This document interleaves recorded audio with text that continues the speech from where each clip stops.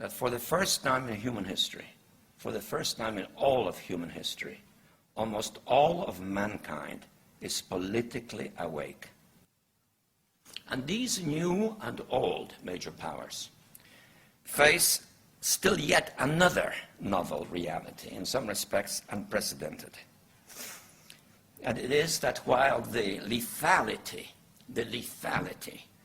of their power is greater than ever, their capacity to impose control over the politically awakened masses of the world is at a historical low.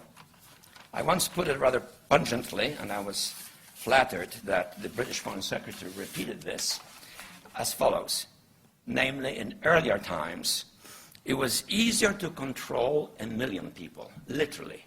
It was easier to control 1 million people than physically to kill 1 million people.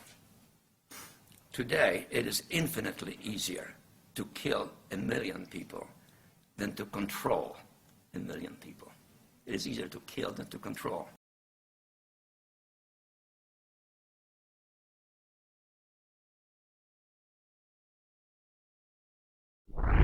What are you after? Power.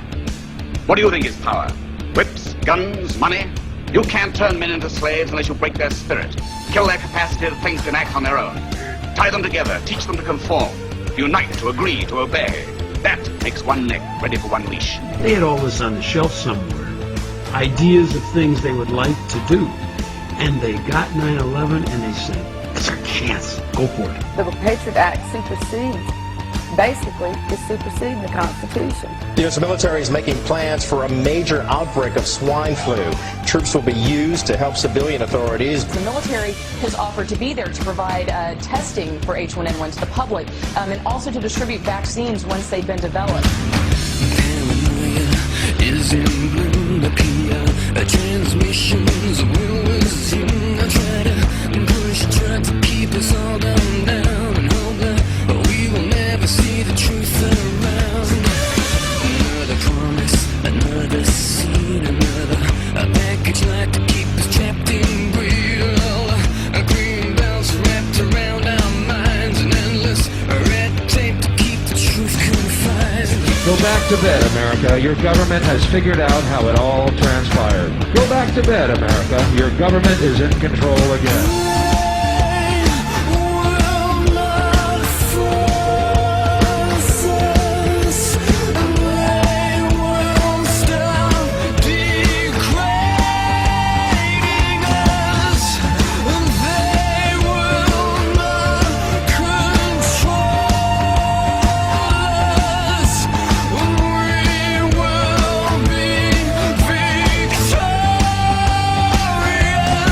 It's too late to complain.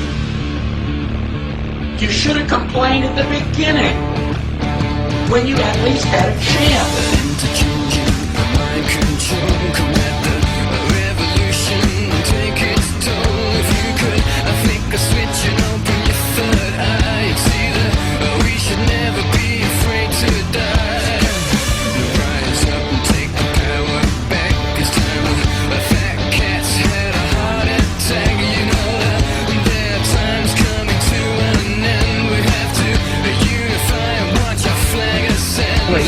Living in the land of freedom. Here you go, America. You are free to do as we tell you.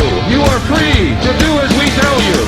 They will not force us. They will stop degrading us. They will not control us.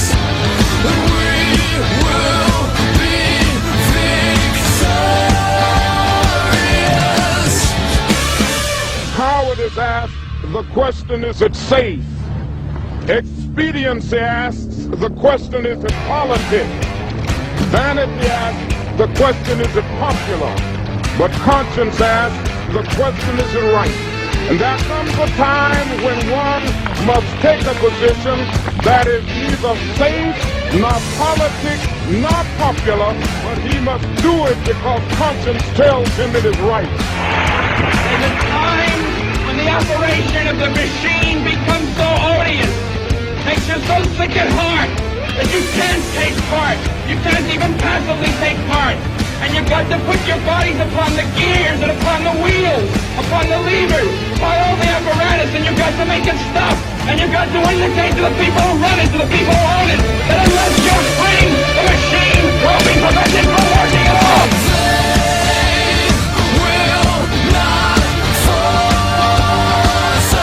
I want you to get back.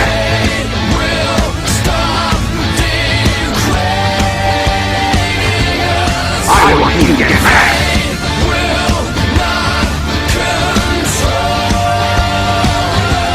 I want you to get back.